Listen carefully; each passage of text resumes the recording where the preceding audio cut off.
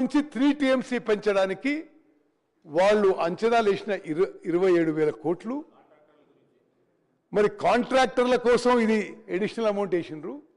ఈ అమౌంటే ఉమ్మడి మహబూబ్నగర్ జిల్లా, ఉమ్మడి నల్గొండ జిల్లా కృష్ణా బేసిన్ ప్రాజెక్టులకి ఖర్చు పెట్టుంటే ఇప్పటి వరకు పూర్తయి నీళ్లు ఫుల్గా వారని చెప్పి మనం చేస్తాను. నెక్స్ట్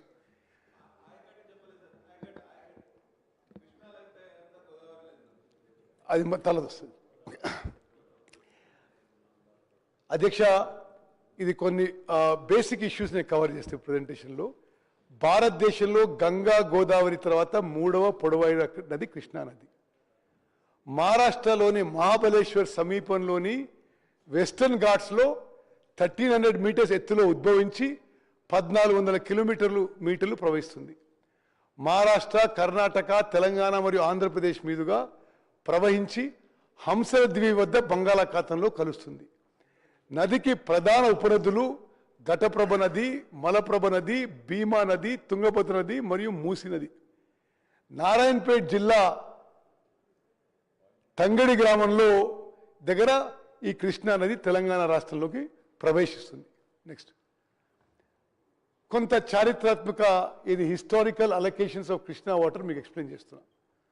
బచావో ట్రిబ్యునల్ ఏమన్నది, 2130 టీఎంసీల్లో ఆంధ్రప్రదేశ్ కంబైన్డ్ ఆంధ్రప్రదేశ్కి 811 టీఎంసీలు కేటాయించిండ్రు. 734 టీఎంసీలు కర్ణాటకకి, 585 టీఎంసీలు మహారాష్ట్రకి. దాంట్లో బజావత్ అవార్డులో కూడా ఏముందంటే ఈ 2130 కంటే ఎక్సెస్ ఉన్న వాటర్ని ఉమ్మడి ఆంధ్రప్రదేశ్ కంబైన్డ్ ఆంధ్రప్రదేశ్ వాడుకోవచ్చు అని చెప్పి కూడా ఉంది. నెక్స్ట్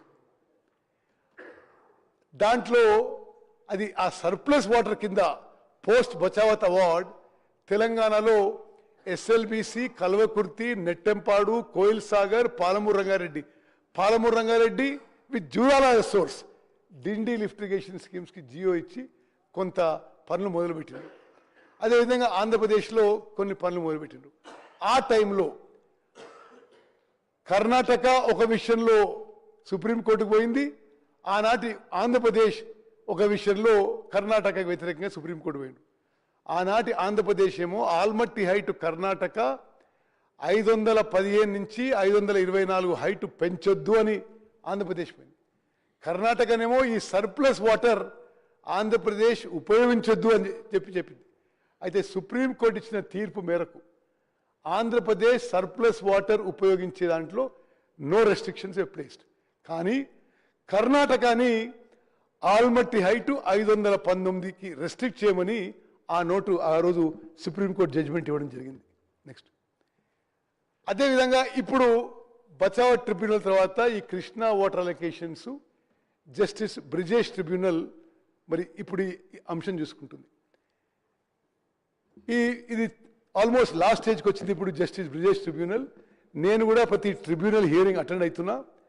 ఇది 6 నెలల్లో 8 నెలల్లో 1 సంవత్సరం లోపు ఈ justice Brijesh tribunal Andhra Pradesh and Telangana మధ్య కృష్ణా నదీ జలాలు డివైడ్ చేసి తీర్పిచ్చే అవకాశం ఉంది. ఇప్పుడు ఈ బ్రిజేష్ ట్రిబ్యునల్ అంటే ఆ 811 టీఎంసీలతో సహా 65% డిపెండబిలిటీ మీద మరో 49 టీఎంసీలు, యావరేజ్ ఫ్లోస్లో 145 టీఎంసీలు, అంటే మొత్తం ఉమ్మడి ఆంధ్రప్రదేశ్ తెలంగాణ కలిపి 1005 TMC plus Godavari diversion 45 TMC, ఈ 1050 టీఎంసీపై ఇప్పుడు అత్యంత కీలకమైన బ్రిజేష్ ట్రిబ్యునల్ వాదనలు జరుగుతున్నాయి.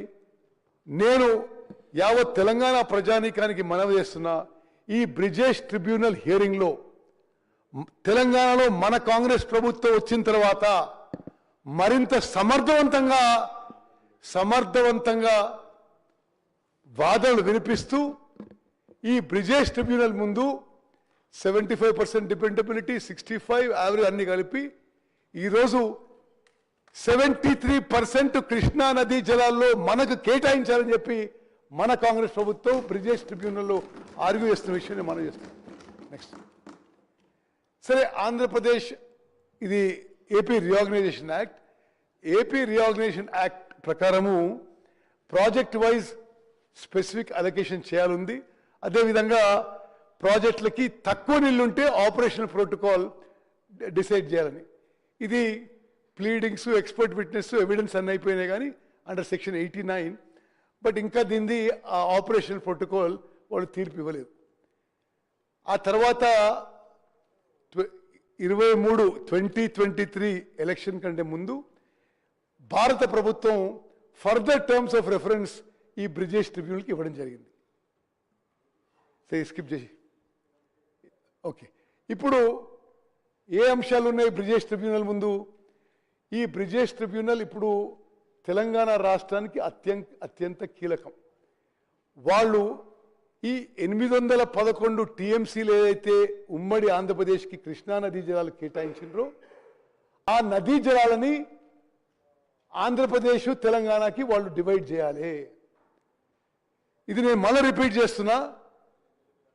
టిఆర్ఎస్ అధికారంలో ఉన్నప్పుడు వాళ్ళు 10 ఏళ్ల పాటు ఈ 811 టీఎంసీల్లో మాకు 299 చాలు, ఆంధ్రాకి 512 టీఎంసీలు ఇవ్వని చెప్పి అది ప్రతి సంవత్సరం సంతకం వేయడే కాదు, 2020లో ఈ ట్రిబ్యునల్ అవార్డు వచ్చే వరకు ఈ విధంగానే కొనసాగించండి అని చెప్పడం జరిగింది. మనం నష్టం చేయడం కాదు, తెలంగాణ రైతాంగానికి మరణ శాసనం రాసిన వీళ్ళు. మనం వచ్చిన తర్వాత ఈ ఇష్యూ అది కుదరదు. ఇట్లా వాళ్ళకి 66 ఇచ్చి మనకి 34 ఇవ్వడం కుదరదు. మాకే 71% నీటి కేటాయింపు చేయాలని మనం వాదనలు వినిపిస్తున్నాం ఇప్పుడు. అది ఆ 811 టీఎంసీల. అదేవిధంగా ఆ 194 టీఎంసీలో కూడా మరి అది కూడా ఆంధ్రప్రదేశ్కి, తెలంగాణకి ఇప్పుడు డివైడ్ చేసేది ఉందిగా. మూడోది, ఉమ్మడి ఆంధ్రప్రదేశ్ ఉన్నప్పుడు పోలవరం నుంచి 45 టీఎంసీలు, 80 టీఎంసీలు మొత్తం గోదావరి నుంచి కృష్ణా డెల్టాకు వచ్చినాయి. ఆ 80 టీఎంసీల్లో 21 టీఎంసీలు కర్ణాటకకి, 14 టీఎంసీలు మహారాష్ట్రకి, 45 టీఎంసీలు ఉమ్మడి ఆంధ్రప్రదేశ్కి కేటాయించడం జరిగింది. ఇది చాలా ముఖ్యమైన విషయం నేను గమనించాను. ఈ 45 టీఎంసీ ఈ గోదావరి వాటర్ డైవర్షన్ 45 టీఎంసీఏ గత బీఆర్ఎస్ ప్రభుత్వంలో పాలమూరు రంగారెడ్డికి కేటాయించిండ్రు. అంటే సభ్యులందరూ గమనించాలి, ఈ 45 టీఎంసీ ఇంకా ఆంధ్రప్రదేశ్కి, తెలంగాణకి డివైడ్ కాకముందే ఈ 45 టీఎంసీతో పాలమూరు రంగారెడ్డి వాడి అర్థమని చెప్పడం జరిగింది వాళ్ళ జియోలో. మరి ఈ విషయంలో కూడా మనం ఇది న్యాయంగా ఈ 45 టీఎంసీ తెలంగాణకి కేటాయించాలి. ఆ విధంగానే మనం ఇప్పుడు బ్రిజేష్ ట్రిబ్యునల్ ముందు బాధిస్తున్న విషయంలో మనం చేస్తాం. నెక్స్ట్, ఈ జలాల పంపిణీ విషయంలో నేను ముందు చెప్పినట్టుగా నేను ఎగ్జాక్ట్ డేట్స్ చెప్తున్నాను. ఎందుకంటే ఈ విషయంలో అసలు బీఆర్ఎస్ పార్టీ పెద్ద మనుషులు అబద్ధాలు చెప్పడంలో, అసత్యాలు ప్రచారం చేయడంలో, ఫాల్స్ నెరేటివ్లో వాళ్ళే సాటి. అసలు గోబెల్స్ మించిపోయినారు. జోసెఫ్ గోబెల్స్ కంటే వీళ్ళు చాలా మరి అతిథులు అయిపోయినారు. అంటే నేను ఎందుకు డేట్స్, టైము, ఎవరు అటెండ్ చేసి చెప్తున్నా అంటే అసలు నేను చేయలేదంటారు వాళ్ళు. ఇప్పుడు 18, 19 జూన్ 25 ఆ రోజు irrigation principal S K Joshi attend అయ్యి ఆంధ్రాకి 512 ఇవ్వండి, మాకు 299 కావాలని రాసిచ్చాడు.